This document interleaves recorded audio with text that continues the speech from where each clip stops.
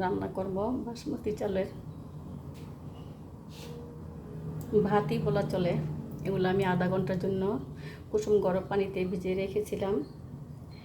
ভালো করে ধুয়ে নিলাম, দিয়ে দিলাম। এই কাপ নিয়েছিলাম, এই কাপে 1.5 কাপ। এখন আমি এই কাপে 2 কাপ পানি দিলাম, এই কাপে 1 কাপ দুধ দিলাম, দিয়ে দিব 1 চামচ ঘি। আমি চালটাকে কষিয়ে আজকে রান্না করলাম না, এভাবে ভাতের মতোই রান্না করব।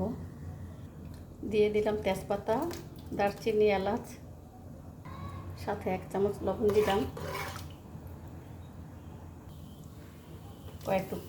কয়েকটা কাঁচামরিচ দিয়ে দিলাম।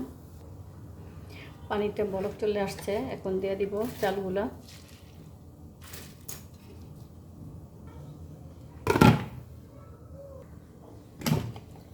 দুইটা লবঙ্গ দিলাম।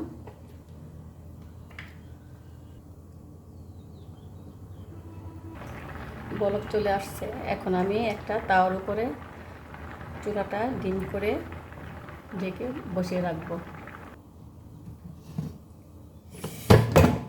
বাবা, এই যে পানি কমে গেছে।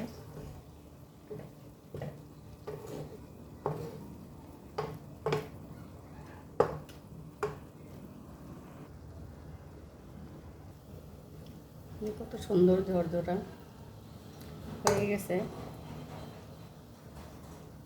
ভাত বা পোলাও।